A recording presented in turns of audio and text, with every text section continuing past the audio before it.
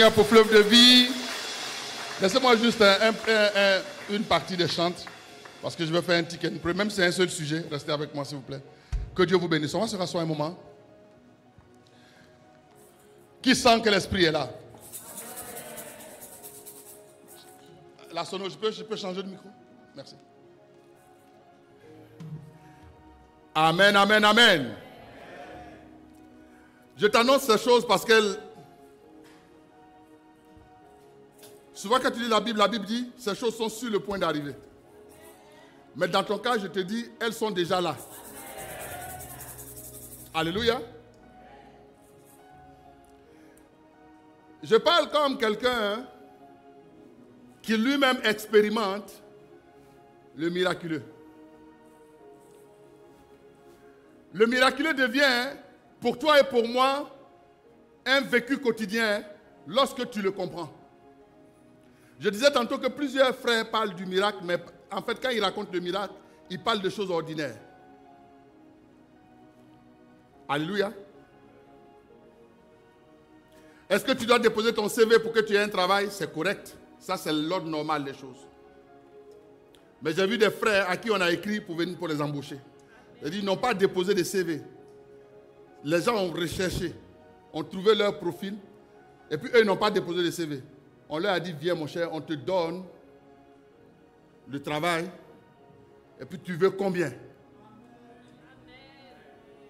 On a un frère comme ça. Il rendait témoignage, c'est un frère de ICC. C'est-à-dire, on lui demande pardon, on dit pardon. Nous-mêmes, on a vu ton profil, viens. Et puis on dit, tu veux quoi? Et puis le gars dit, moi je veux ci, je veux ça. On dit, tu veux quel salaire? Il donne le salaire, on dit, on est d'accord. On dit, tu veux quoi? Il dit, bon, moi comme ma famille est dans tel pays, donc je veux être chez vous de telle période à telle période. L'autre période, je suis dans ma famille. On dit, ok, on est d'accord. On accepte tout. Ça s'appelle le miracle, ma fille. Alléluia. Maintenant, ce matin, je vais t'expliquer en quelques mots comment le miracle se met en place dans ta vie.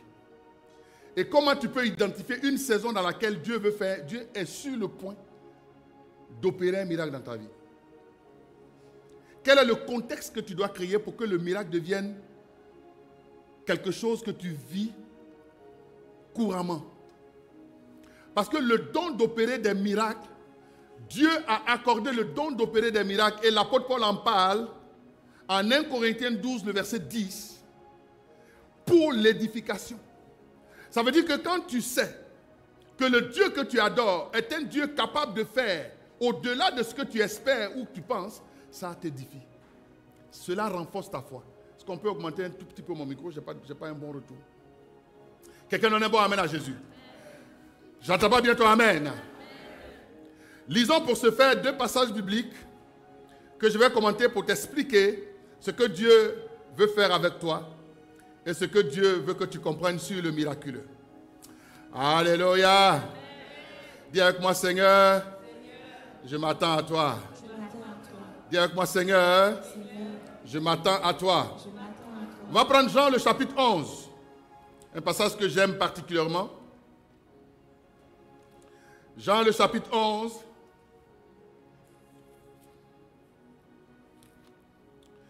Et avant, j'aimerais qu'on prie un instant.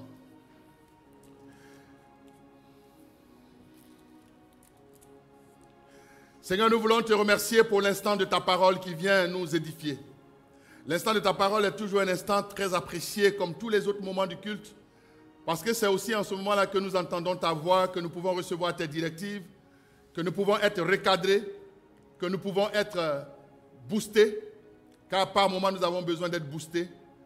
Cette parole, Seigneur, je prie qu'elle vienne dans nos cœurs et qu'elle vienne comme une semence qui tombe dans des cœurs qui sont la bonne terre, de la bonne terre. Une terre dans laquelle la semence, quand elle arrive, elle produit pour un seul grain 30, pour un seul grain 60 ou pour un seul grain encore 100. C'est-à-dire une terre qui permet à la parole de se multiplier et de produire du fruit en abondance. Qu'il en soit ainsi ce matin dans la vie de chacune et de chacun d'entre nous. Et je prie encore une fois, Seigneur, pour ce qui me concerne, que je ne sois entre tes mains qu'un simple canal Utilise-moi comme un simple canal. Que je disparaisse et que toi tu paraisses, que je diminue et que toi tu sois glorifié. Au nom puissant et précieux de Jésus. Amen. Donne un bon amen à Jésus. Jean le chapitre 11 à partir du verset 1. Il y avait un homme malade, Lazare, de Béthanie, village de Marie et de Marthe, sa sœur. C'était cette Marie qui oignit de parfum le Seigneur et qui lui essuya les pieds avec ses cheveux. Et c'était son frère Lazare qui était malade. Les sœurs envoyaient dire à Jésus, Seigneur, voici, celui que tu aimes est malade. Après avoir entendu cela, Jésus dit, cette maladie n'est point à la mort, mais elle est pour la gloire de Dieu, afin que le Fils de Dieu soit glorifié par elle. Or, Jésus aimait Marthe et sa sœur, et Lazare. Lors donc qu'ils eurent appris que Lazare était malade, il resta 2 jours encore dans le lieu où il était. Et il dit ensuite aux disciples, retournons en Judée. Les disciples lui disent, Rabbi, les Juifs tout récemment cherchaient à te lapider et tu retournes en Judée? Jésus répondit, n'y a-t-il pas 12 heures au jour? Si quelqu'un marche pendant la nuit, il ne bronche point, parce qu'il voit la lumière de ce monde. Mais si quelqu'un marche pendant la nuit, si quelqu'un marche pendant la nuit, il ne bronche point, pendant le jour, je m'excuse, si quelqu'un marche pendant le jour, il ne bronche point, parce qu'il voit la lumière de ce monde. Mais si quelqu'un marche pendant la nuit, il bronche, parce que la lumière n'est pas en lui. Après ces paroles, il leur dit, Lazare, notre ami, dort, mais je vais le réveiller. Les disciples lui disent, Seigneur, s'il dort, il sera guéri. Jésus avait parlé de sa mort, mais il crut qu'il parlait de l'assoupissement du sommeil. Alors, Jésus leur dit ouvertement, Lazare est mort. Et à cause de vous, afin que vous croyiez, je me réjouis de ce que je n'étais pas là. Mais allons vers lui. Sur quoi Thomas, appelé Didyme, dit aux autres disciples, allons aussi afin de mourir avec lui. Jésus étant arrivé, trouva que Lazare était déjà depuis 4 jours dans le sépulcre. Et comme Béthanie était près de Jérusalem, à 15 stades environ, beaucoup de Juifs étaient venus vers Marthe et Marie pour les consoler de la mort de leur frère. Lorsque Marthe apprit que Jésus arrivait, elle allait au-devant de lui, tandis que Marie se tenait assise à la maison. Marthe dit à Jésus, Seigneur, si tu eusses été ici, mon frère ne serait pas mort. Mais maintenant, même si je sais que tout ce que tu demanderas à Dieu, Dieu te l'accordera. Maintenant même, je sais que tout ce que tu demanderas à Dieu, Dieu te l'accordera. Jésus lui dit, ton frère ressuscitera. Je sais, lui répondit Marthe, qu'il ressuscitera à la résurrection et la vie. À la résurrection au dernier jour. Jésus lui dit, je suis la résurrection et la vie. Celui qui croit en moi vivra, quand même il serait mort. Et quiconque vit et croit en moi ne mourra jamais. Crois-tu cela? Elle lui dit, oui Seigneur, je crois que tu es le Christ, le Fils de Dieu, qui devait venir dans le monde. Ayant ainsi parlé, elle s'en alla. Puis elle appela secrètement Marie, sa sœur, et lui dit, le maître est ici, et il te demande. Dès que Marie lui entendu, elle se leva promptement et alla vers lui. Car Jésus n'était pas encore entré dans le village, mais il était dans le lieu où Marthe l'avait rencontré. Les Juifs qui étaient avec Marie dans la maison et qui la consolaient, l'ayant vue se lever promptement et sortir, la suivirent, disant, elle va au sépulcre pour y pleurer. Lorsque Marie fut arrivée là où était Jésus et qu'elle le vit, elle tomba à ses pieds et lui dit, Seigneur, si tu eusses été ici, mon frère ne serait pas mort. Jésus, la voyant pleurer, elle et les Juifs qui étaient venus avec elle, frémit dans son esprit et fut tout ému. Et il dit, où l'avez-vous mis? Seigneur, lui répondirent-ils, viens et vois. Verset 35, Jésus pleura. Ce sur quoi les disciples disent, voyez comme il aimait. Et quelques-uns d'entre eux dirent, lui qui a ouvert les yeux de l'aveugle. Ne pouvait-il pas faire aussi que cet homme ne mourût point? Jésus, frémissant de nouveau en lui-même, se rendit au sépulcre. C'était une grotte et une pierre était placée devant. Jésus dit, ôtez la pierre. Marthe, la sœur du mort, lui dit, Seigneur, il sent déjà, car il y a 4 jours qu'il est là. Jésus lui dit, ne t'ai-je pas dit que si tu crois, tu verras la gloire de Dieu? Quelqu'un peut-il le répéter après moi? Ne t'ai-je pas dit que si tu crois, tu verras la gloire de Dieu?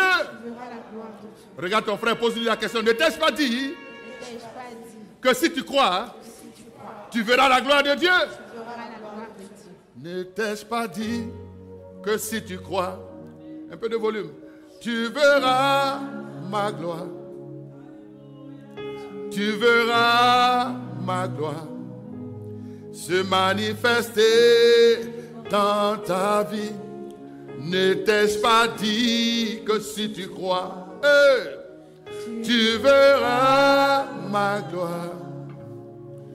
Tu verras ma gloire dans ta vie. Est-ce que tu peux encore le chanter avec moi? Ne t'ai-je pas dit que si tu crois, tu verras ma gloire? Tu verras ma gloire se manifester dans ta vie. Ne t'ai-je pas dit que si tu crois, tu verras ma gloire? Tu verras ma gloire dans ta vie. Ça, c'était la question de Jésus à Marie. Pardon, à Marthe. Alléluia. Ne t'ai-je pas dit que si tu crois, tu verras ma gloire? Alléluia. Jésus, frémissant de nouveau en lui-même. Allez, on dit ici. Attends. J'étais au verset combien? Voilà, super. Verset 40. Maintenant, verset 41. Ils ôtèrent donc la pierre du lieu où le mort était couché. Et Jésus, levant les yeux en haut, leva les yeux en haut et dit, Père, je te rends grâce de ce que tu m'as exaucé. Pour moi, je savais que tu m'exauces toujours, mais j'ai parlé à cause de la foule qui m'entoure, afin qu'ils croient que c'est toi, qui m'as envoyé. Ayant dit cela, il cria d'une voix forte, Lazare, sors! Et le mort, les pieds et les mains liés de bandes, et le visage enveloppé d'un linge, sortit. Le mort sortit. Jésus leur dit, déliez-le et laissez-le aller. Dis avec moi, déliez-le et laissez-le aller. Déliez-le et laissez-le aller. Il y a dans ta vie des situations qui ont besoin d'un miracle. Alléluia. Dans la vie de Marthe et de Marie, sa sœur, la situation pour laquelle elles avaient besoin d'un miracle, c'était qu'elles venaient de perdre leur frère Lazare. Lazare était un serviteur de Dieu. Lazare faisait partie des disciples de Jésus. La Bible dit que Jésus l'aimait. Quand vous lisez plus tard, quand Lazare est ressuscité, il a rejoint les disciples. Il suivait Jésus partout. Parce que tu suis Jésus et que tu as un cœur pour lui, je t'annonce qu'un miracle arrive dans ta vie.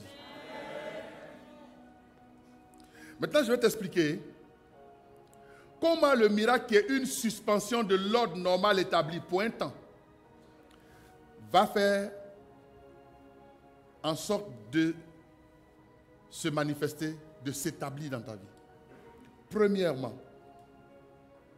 pour que tu vives le miracle dont je parle, il faut que tu rompes avec ta logique humaine. Cesse d'être logique. Tu es trop logique, tu es trop normal. Le miracle, c'est pour des gens qui sont un peu fous. Sinon, des gens qui sont un peu folles.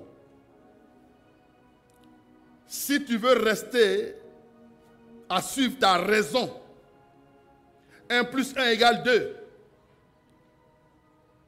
ma soeur, tu vas connaître le Dieu qui additionne. Mais si tu sors de ta logique pour laisser agir le Dieu du miracle dont je parle, tu vas connaître le Dieu qui multiplie. J'entends pas bien ton amen. La logique des hommes est celle qui empêche principalement le miracle divin de se mettre en place. Et dans le passage que nous venons de lire, l'illustration parfaite dans ce passage, c'est Marthe. Marthe était une bonne chrétienne, elle connaissait Jésus, elle servait Jésus. La preuve, c'est que Jésus aimait leur famille. Donc quand Jésus venait chez eux, Jésus passait du temps chez eux. Oui, c'était des gens qui étaient habitués à Jésus. Donc elle a vu Jésus faire des miracles. Elle a vu Jésus enseigner, elle a vu Jésus glorifier. La preuve, c'est qu'elle savait que Jésus allait mourir, qu'il allait revenir. Donc Marthe était une personne, une femme qui connaissait la parole. Une théologienne. Elle connaissait Théos. Alléluia. Les philosophes. Et les théologiens, excusez-moi. Alléluia. Ah, j'entends pas bien toi, amen. Mais en même temps, elle était très humaine, très logique. Elle s'est dit, après 4 jours, on tourne la page. Quand on a dit à Jésus, ton ami est malade, si Jésus était venu précipitamment, pour elle, on pouvait parler de miracle. Mais le fait que Jésus soit resté 2 jours et qu'il ait fait un trajet de 2 jours après la mort de Lazare, Jésus est arrivé, mais c'est pour les consoler. Il vient en bon ami. Ce n'est plus le Jésus de miracle qui arrive, d'après Marthe. On pouvait parler de tout, sauf de Lazare au présent. Lazare, c'est fini. Jésus vient pleurer avec nous. La vie va continuer. On va toujours te servir, mais on oublie Lazare. Oh, Jésus était venu lui annoncer que Lazare n'est pas mort. Lazare dort. Et que même si la science dit qu'après 4 jours, il y a les asticots, le corps commence à se décomposer, le Dieu que nous adorons est capable de ramener Lazare à la vie. De ramener les cellules mortes, les cellules pourries à la vie. Deuxième chose que j'aimerais que tu saches sur le miracle, ça je n'ai pas eu le temps de le dire au premier culte, c'est que le miracle prend très peu de choses pour se mettre en place. Une fois que tu as laissé tomber ta logique, Dieu va regarder qu'est-ce que tu as en main. C'est quoi que tu as en main? Ce que tu as en main, ça peut être juste un grain de sénévé, ta foi qui ressemble à un grain de sénévé. Si Jésus n'avait pas trouvé dans la maison de Lazare une personne qui avait quelque chose en main, le miracle ne se serait pas mis en place. Heureusement que Jésus a trouvé dans la famille de Lazare une femme qui s'appelle Marie. Marie avait une vision différente de sa grande sœur Marthe. Elle ne voyait pas Jésus, un Jésus incapable, un Jésus qui est ami, qui ne peut pas faire certaines choses. Elle est venue, elle a dit la même chose que sa sœur. Maître, si tu avais été là, mon frère ne serait pas mort. Jésus lui a dit, ton frère va vivre. Elle dit, alléluia, qu'il soit fait selon ta volonté. Et puis elle est partie. Mais Marthe va expliquer à Jésus que oui, on comprend. Et puis elle était même dans un discours de coq à l'âne. Jésus dit, je suis la résurrection. Elle dit, Jésus, je peux ressusciter. Elle dit, non, tu es la résurrection, tu es le Fils de Dieu qui devait venir. Quand tu es trop logique, souvent tu es à côté de la plaque, tu es hors sujet. Hors sujet, Dieu veut faire des choses. Toi, tu es hors sujet. Hors sujet, ma fille, toi, tu es mariée cette année, tu dis, oui, vraiment, quand je regarde mon âge, est-ce qu'encore je peux me marier? Tu es hors sujet. Dis à une soeur, arrête d'être hors sujet avec Dieu. Dieu dit, tu vas enfanter. Puis tu es là, est-ce que c'est une femme qui n'a pas de trompe peut enfanter? Il dit, tu vas enfanter, il faut dire oui et amen.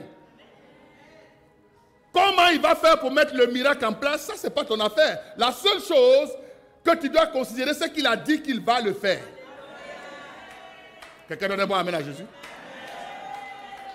Et il va regarder qu'est-ce que tu as en main. Ce que tu as dans ta maison, ça peut être juste ta foi.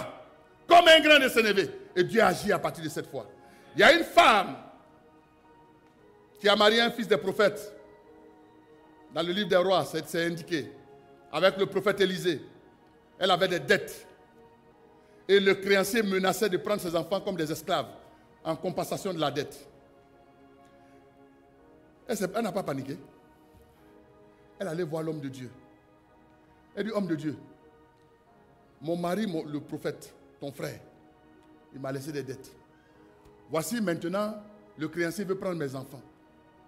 Il faut que Dieu fasse quelque chose. L'homme de Dieu lui dit, qu'est-ce que tu as chez toi? Elle dit, je n'ai qu'un petit vase avec de l'huile. Il dit, bon, on se rend chez toi. Alléluia. Quand ils arrivent chez elle, l'homme de Dieu dit, ok, maintenant, va demander des vases à tous tes voisins. Et il ajoute, n'en demande pas en petit nombre. Alléluia. Troisième chose que je vais te dire sur le miraculeux. Quand tu attends un miracle, Dieu va te donner une instruction. Obéis. Très souvent, le miracle est en marche. Mais il rencontre notre résistance, notre désobéissance, nos calculs. Et le fait que, en fait, nous expliquons à Dieu que nous sommes plus intelligents, plus sages que lui. Frère, je ne parle pas de toi, je parle de moi aussi. C'est souvent comme cela qu'on a réagi quand Dieu nous a dit, mon fils bouge. Tu dis, mais avec la neige, Dieu, toi-même, tu sais qu'ici c'est le Canada, tu sais qu'ici, il faut adapter. Tu sais que tu es dans une adaptation qui te désadapte. Que Dieu ait pitié de toi. Alléluia. Tu t'adaptes par rapport à ton contexte social, mais tu refuses de t'adapter par rapport aux choses de Dieu. Je dis souvent, on est dans une relation avec Dieu qui est une relation un peu, comment on appelle ça? Une relation de... C'est-à-dire, souvent avec Dieu, on fait souvent exprès de ne pas comprendre les choses. Tu comprends. Oh, regarde ta soeur, il faut lui dire tu comprends. Il ne faut pas faire exprès. Il faut lui dire que tu comprends ce que Dieu te demande.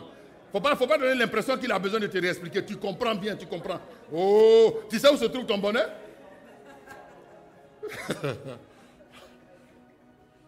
Si tu veux m'expliquer que tu ne comprends pas, va t'arrêter sur la 40 pendant qu'un gros camion arrive. Tu comprends? Tu sais ce qu'on appelle le danger? Oh. Souvent, certains frères font exprès. Je parle à certaines de mes filles. Oh, pasteur, tu sais, je n'y arrive pas. Le péché, je ne m'en sors pas. Quand ça arrive là, je n'ai plus de force. C'est faux, tu as la force. Alléluia. Tu as la force. Parenthèse, tu as la force, tu fais exprès.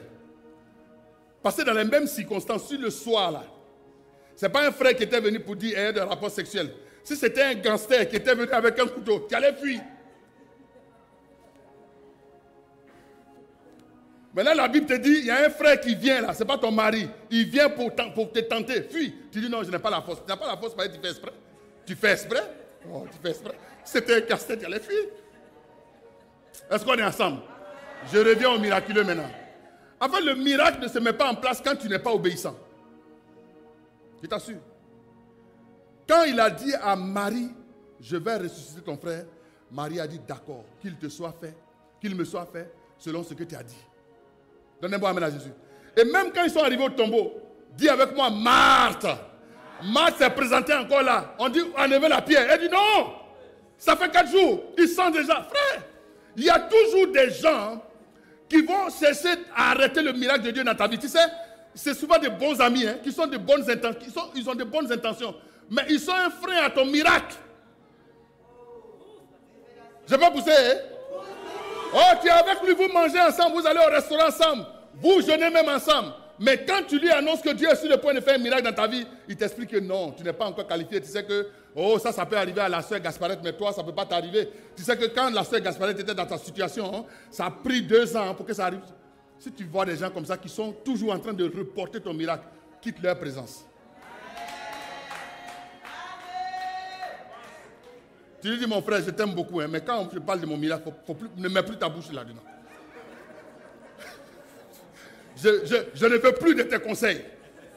Des conseils qui tuent ma foi, je n'en veux plus. Donnez-moi amen à Jésus. Ah, j'entends pas bien toi, amen. Je suis en train de t'annoncer que tu es dans une saison de miraculeux. Donc, travaille ta capacité à obéir à Dieu. Vous savez, souvent le Saint-Esprit, quand il demande des choses, parce qu'un miracle doit se mettre en place, ce sont des choses qui sont quelquefois simples, mais il y a aussi quelquefois des choses qui, quelquefois, c'est difficile parce que ce n'est pas logique. Vous voyez ce que je veux dire? Jésus devait guérir un jeune dans un village où il y avait beaucoup d'incrédules. Parce que le quatrième point que je vais évoquer, c'est que le miracle prend un référentiel, un environnement. Jésus devait guérir le jeune homme et puis il s'est rendu compte qu'il y avait beaucoup d'incrédules. La Bible dit, il a pris le jeune, ils sont allés hors du village et puis il a fait le miracle.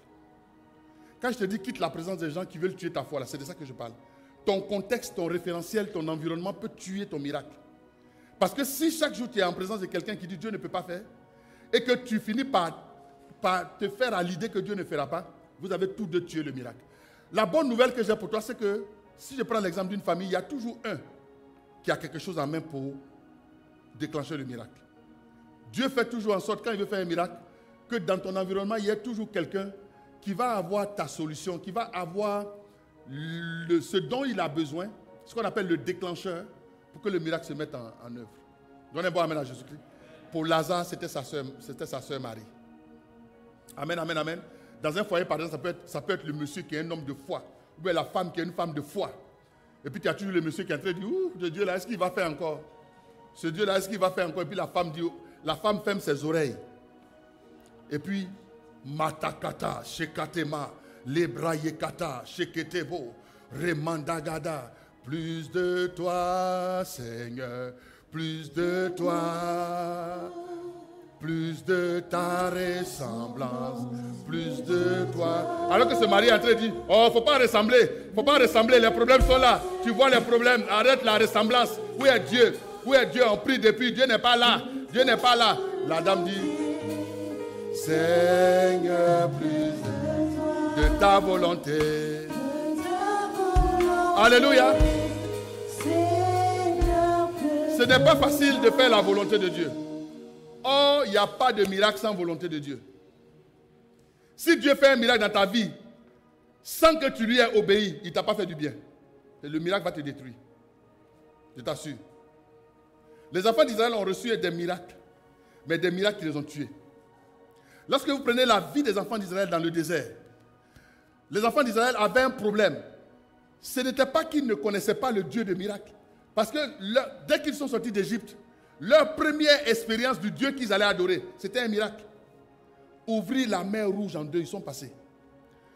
Ils sont passés la peur au ventre. Mais dès qu'ils ont fini de traverser, Dieu referme la mer sur toute l'armée de Pharaon et Pharaon lui-même. Frère, est-ce que tu as déjà vu le miracle? Oui. Mais ce qu'à un moment donné, tu penses que Dieu ne va plus le reproduire. Dieu va le reproduire. Dieu peut le reproduire. Il veut le reproduire. Ce qu'il veut, c'est que toi, tu restes toujours dans le référentiel du miracle. Si tu sors du référentiel, tu arrêtes le flux. Si tu sors du contexte, tu arrêtes le flux. Un jour, Jésus était en train de pleurer sur une ville. Je crois que c'était... Il disait malheur à toi, Chorazine, et il pleurait sur une ville en tout cas. C'est Chorazine, non?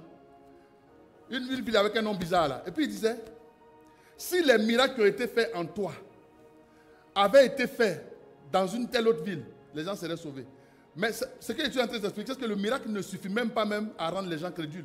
Il y a des gens qui, malgré, quand vous disiez, on n'a pas lu tout le passage, malgré la résurrection de Lazare, là, il y en a qui sont allés voir les pharisiens pour dire, oh Jésus là, oh c'est un faux type. Frère, je suis en train d'expliquer, le miracle c'est pour t'édifier toi.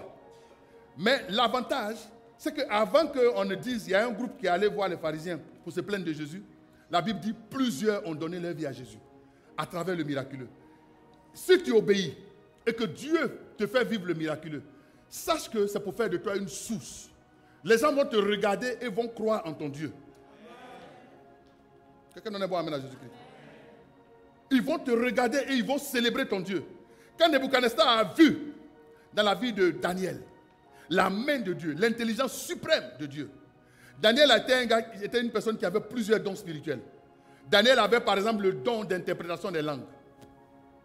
Daniel avait le don des langues, le don d'interprétation des langues. Vous savez ça? Le don d'interprétation des langues, c'est ce qui a permis à Daniel d'expliquer l'écriture qu'une main sortie de nulle part a écrit au mur. Daniel a dit au roi, voici ce que signifie cette écriture. Compter, peser, diviser. Personne n'arrivait à lire ça. C'était une écriture qu'on ne savait pas d'où, mais il est lu. Daniel avait aussi le don de la parole de sagesse. La Bible dit Daniel, il pouvait parler à quelqu'un pour apaiser son cœur. Le roi a envoyé son chef de guerre pour dire allez-y attraper tous les gars qui n'arrivent pas à interpréter mon son là. Ils sont tous morts. Quand ils sont arrivés autour de Daniel, la Bible dit Daniel a parlé délicatement. Au point qu'au lieu qu'on le prenne pour le tuer, on lui a dit ok, on te donne une chance. Toi tu dis tu peux résoudre le problème. Si tu résous le problème, tu as sauvé les autres. Il est venu. Il avait le don de la parole de sagesse. Frère, créer le contexte du mariage, du miracle, c'est être une personne qui naturellement s'engage à obéir au Saint-Esprit. Ça va être souvent difficile, mais obéis-lui. Quand il va te dire bouge, il faut bouger. Quand il va te dire arrête, il faut arrêter. Ne fais pas exprès de dire que tu ne comprends pas. Souvent, tu comprends. Tu fais perdre le temps à Dieu. Tu comprends. Tu comprends. Moi-même, je sais que je comprends certaines choses. Mais souvent, on se fige. Parce qu'on a peur. On se fige parce que ça n'a pas marché pour l'autre. Mais sache que c'est une erreur de se comparer aux autres. Quand Dieu a décidé de faire un miracle dans ta vie, même si depuis ton arrière-grand-mère jusqu'à toi, ce miracle n'avait jamais existé, à partir de toi, ça va exister. J'entends pas bien toi, amen? À partir de toi, ça va changer. Donne un bon amen à Jésus-Christ. Une autre vérité que j'aimerais que tu saches, c'est que pour que le miraculeux, parce que là on est en train de parler du don d'opérer des miracles, pour que le don d'opérer des miracles se déploie, il a besoin d'ordre. Et ça vous pouvez lire, je ne l'ai pas lu au premier culte, je n'en ai pas aussi l'occasion, mais je vais quand même vous le citer. Le pain, le miracle de la multiplication des pains. Jésus dit à un moment donné aux disciples de faire asseoir les 5000 personnes, sans compter les 5000 hommes, sans compter les femmes et les enfants, de les faire asseoir par groupe de 50. Il y a certains miracles qui ne sont pas encore arrivés dans ta vie parce que tu es troublé. La Bible dit que notre Dieu n'est pas un Dieu de désordre, mais un Dieu de paix. Dieu n'oppose pas l'ordre au désordre. Dieu oppose l'ordre au manque de paix. Donc chaque fois que tu as manqué de paix, tu as ralenti le miracle. Tu as empêché le processus du miracle de se mettre en place. Donc, il faut que tu adoptes l'organisation divine, la vision de Dieu de l'organisation divine, pour que tu expérimentes le miraculeux. J'entends pas bien ton amen. Est-ce que tu peux compter sur le Saint-Esprit pour dire Saint-Esprit, dis avec moi Saint-Esprit, fais de moi une personne calme et sereine. Ce point-là, on le ressort dans l'attitude de Jésus quand on lui dit que Lazare est malade. Quand on lui dit que Lazare est malade, le cœur de Jésus ne bat pas la chamade. Jésus est serein. Jésus est serein. La preuve, c'est qu'il reste 2 jours supplémentaires. Et dès qu'on lui donne la nouvelle, il dit aux gens, cette maladie n'est pas à la mort, mais c'est pour la gloire de Dieu.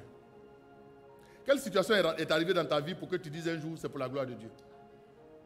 Je te vois qui pleure. C'est-à-dire que tu te mets au pied de ton lit. Tu pleures toutes les larmes de ton corps. Seigneur, pourquoi? Seigneur, pourquoi? Seigneur, pourquoi? Pourquoi tant? Pourquoi ceci? Pourquoi cela? Seigneur, Seigneur, Seigneur. Est-ce que pleurer c'est bien? Oui, c'est bien. Il faut pleurer. Il faut pleurer, c'est bien. Parce que ça te permet de te soulager. Amen. Ça libère l'âme. Mais Dieu n'exauce pas les pleurs. Dieu exauce les prières. Quelqu'un donne un bon amen à Jésus-Christ. Est-ce que tu peux te tenir devant une situation bizarre et dire, mon Dieu est capable de la changer? La femme sunamite perd son fils. Son mari dit, ma femme dit de venir chercher un âne, c'est pourquoi? On dit non, elle dit, dites-le que tout va bien. Est-ce que toi tu es capable de regarder une situation qui te trouble et dire tout va bien? Quelqu'un donne un bon amen à Jésus. Je vois, mais il y a certains frères même, c'est-à-dire, le simple fait même que tu lui fasses un reproche, il est déjà troublé. Non, pourquoi tu me dis ça? Pourquoi? Attends, pourquoi? Moi, je suis comme ça, je ne suis pas comme ça. Non, attends. Tu es trop agité, reste calme. Tu empêches le miracle. Tu te défends trop. Ne sois pas logique. Toujours en train de dire non, c'est-à-dire que tu expliques, tu es trop philosophe. Tu as fini avec la dissertation. Introduction, développement, conclusion. Tu nous fatigues avec ça. Dès qu'on te fait un petit, ouais, c'est-à-dire, moi je développe, vous ne me connaissez pas avant, moi je suis arrivé ici, c'est-à-dire que si tu n'étais pas avec moi, je laisserai. Laisse-nous, pardon. S'il te plaît, simplifie-nous la vie avec toi. Alléluia. Souvent, Dieu peut amener quelqu'un dans ta vie parce qu'il veut faire un miracle. Pour te placer une parole qui va te faire mal. Alléluia. Cette parole qui va te faire mal, ce n'est pas une mauvaise parole, hein, mais c'est une parole qui ne va pas dans le sens de ce que tu avais l'habitude d'entendre. Ou qui ne va pas dans le sens de tes plans. Dieu m'a mis à cœur un message que j'ai prêché dans ce temps-ci, peut-être au mercredi des champions. Vous qui ne venez pas au mercredi des champions et au matinal, vous manquez des choses hein, que je ne dis pas le dimanche. Le thème là, Dieu m'a inspiré le thème hier. Alléluia. Le thème c'est « Il ne t'est pas permis ». Regarde ta soeur et puis dis-lui « Il ne t'est pas permis ». Regarde ton frère et puis dis-lui, il n'était pas permis. C'est un thème puissant. Hein? Ça, c'est Jean qui a dit ça. Mais moi, je te dis, il n'était pas permis d'échouer. Il n'était pas permis d'échouer. Il n'était pas permis d'échouer quand Christ est mort pour que toi tu réussisses. Jésus a échoué pour que toi tu réussisses. Quelqu'un a envie de me dire, mais Jésus a échoué comment? Jésus a échoué. Jésus a échoué quand il est mort à la croix là. Il a échoué face à la mort. C'est après qu'il a vaincu la mort. Il y a eu un combat. Mais si on reste dans la... Est-ce qu'il a vaincu la mort en allant à la croix? Jésus est mort. Avant lui, il y en a qui ne sont pas morts, qui ont été enlevés. Élie a été enlevé. Enoch a été enlevé. Vrai ou faux? Ils n'ont pas connu la mort. Jésus est mort pour que toi tu vives. Il était pauvre pour que tu deviennes riche. Il était malade pour que toi tu sois guéri. Les blessures de Jésus dans le dos là, c'est une maladie. Quand quelqu'un est blessé, on dit il est malade, non?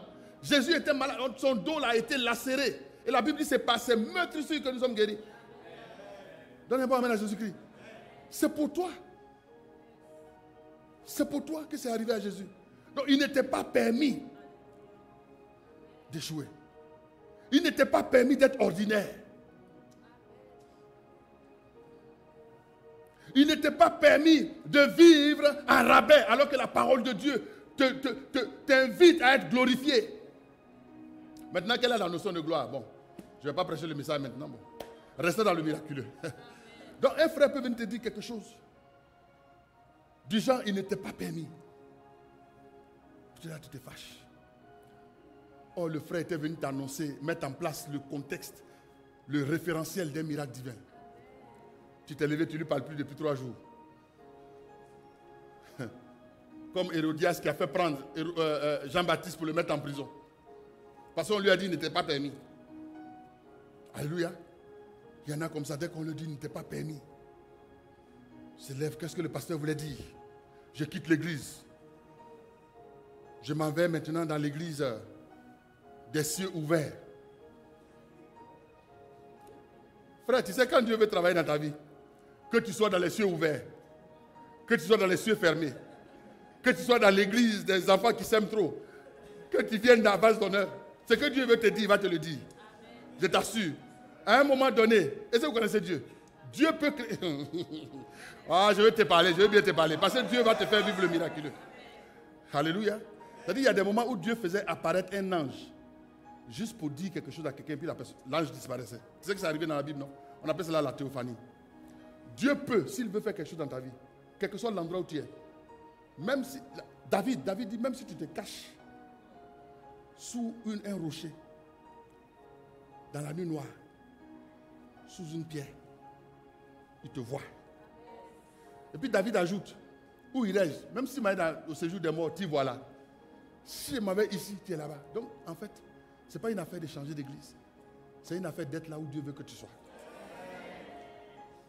Et souvent, quand Dieu te poursuit avec une affaire, c'est-à-dire quand tu arrives Dès que tu arrives, on dit c'est une église calme, on ne parle pas aux gens. Mais dès que toi tu arrives, il y a un gars qui te place un mot. Parce que Dieu veut atteindre un but dans ta vie. Alléluia. Bon, qu'on ne te place pas des mots, soit dans la joie, soit dans la paix. Alléluia. Ah, j'entends pas bien ton amen. Mais en même temps, je suis en train de te parler de... Il faut que tu t'habitues à obéir au Saint-Esprit. Parce que sans cela, il n'y a pas de miracle. Je suis en train de conclure. Apprends à obéir au Saint-Esprit. Alléluia. Étudie avec le Saint-Esprit. Parce que pour que tu découvres une formule que tout le monde n'a pas découverte. Le meilleur mathématicien de la Terre, il est de quelle nationalité? Tu n'es pas au courant? Ok, ma fille, elle n'a pas trop cherché. Qui a répondu ici là? Oui? C'est un Africain, non? Non, il est de quel pays? C'est un Camerounais. Vous comprenez? Le meilleur mathématicien de la Terre, c'est un Camerounais. Il y a une formule mathématique que les gens n'ont pas pu découvrir depuis des siècles. Il y a un monsieur qui a décodé ça, c'est un Guinéen. Donc quand il te dit que Dieu peut opérer un miracle avec toi, il ne faut pas regarder pour dire non, ils ont déjà tout trouvé. Ils n'ont pas encore tout trouvé. Il y a des choses pour lesquelles on est en train de... On pompe l'air, on ne s'en sort pas, je t'assure. Dieu veut t'utiliser pour apporter une réponse à ça. Pour que cela arrive, sois d'accord avec le miraculeux. Et commence par les choses simples que l'Esprit va te demander. Et l'une des choses simples qu'il te demande, c'est « Hé ma fille, obéis seulement. » Alléluia. On va se tenir debout et puis on va prier ensemble. L'Esprit de Dieu est sur le point de faire de grandes choses. Je vois une saison dans laquelle même nos enfants à la mamelle, lorsqu'ils vont prier. J'ai vu la fille d'un frère qui est venue à mon bureau. Pendant que je prie pour son père, elle va et puis elle lui impose les mains aussi. Elle répète. Le temps arrive où les enfants vont imposer les mains à leurs parents pour prier pour leur guérison. Vous n'entendez pas ton amen? Tout ça, ça s'appelle la saison du miracle. Dans la saison du miracle, l'ordre normal des choses est suspendu. Quelqu'un donne un bon amen à Jésus-Christ. Ne regarde pas ton âge. Dieu dit tu vas te marier. Et j'ai dit quelque chose au premier coup, je ne veux pas que tu manques ça. Vois ton mari dans cette église.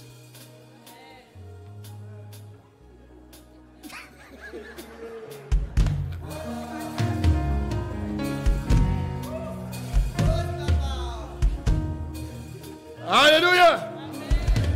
Il y a des sœurs qui, quand elles prient pour leur mariage, elles ne voient même pas un frère dans cette église. Elles voient quelqu'un qui va venir des États-Unis. Est-ce que quelque chose de bon peut sortir de Vache d'Honneur Trois-Rivières? Dis avec moi, miséricorde. Miséricorde. Si tu priais comme ça, répands-toi. Tu es en train d'empêcher le miracle. Dieu est sur le point de te faire épouser le physicien qui va détrôner la formule de Einstein. Alléluia. Qui fait qu'on a des problèmes sur la terre avec les bombes atomiques et autres. Il va te donner une autre formule qui, lorsqu'elle va être appliquée, on la met dans les rayons X. Ça guérit les cancers. Est-ce que tu crois? Ça n'a rien à voir avec la peau. Ça a à voir avec l'Esprit de Dieu. L'Esprit de Dieu peut utiliser le blanc, le jaune, le rouge, le noir, sans problème. C'est nous souvent qui nous catégorisons. Nous les hommes, on se catégorise. Je me suis rendu compte que souvent, il y a certaines discriminations dans le milieu professionnel. Parce que simplement, il y a des clichés. Je suis en train de vous annoncer, le meilleur mathématicien de la Terre, ce n'est pas un Japonais. Pourtant, sur la Terre, là, il n'y a pas de gens génie, électronique, robotique. Il n'y a pas de gens plus intelligents que les Japonais. Mais il y a des choses, quand Dieu choisit de faire un miracle avec toi, c'est-à-dire qu'il mélange tout le monde. L'écriture est née où? L'écriture est née où? L'écriture est née en Égypte, non? Je suis en train d'annoncer le Dieu qui est capable de faire ce qu'il veut avec qui il veut. Donnez-moi amen à Jésus-Christ. Tout en rendant grâce pour tout ce que nous avons dans notre environnement, le développement, tout ce que nous avons en Occident, on bénit Dieu pour ça. Mais je suis en train de te dire que le travail n'est pas fini. Il y a encore des choses, il y a des domaines dans lesquels Dieu veut que tu apportes la réponse. Mais il faut que le miracle, pour que tu le transmettes, il atterrisse d'abord dans ta propre vie. Quelqu'un donne un bon amen à Jésus. Amen. Lèvons les mains et prions le Seigneur ensemble. Disons, Seigneur, je veux vivre le miraculeux.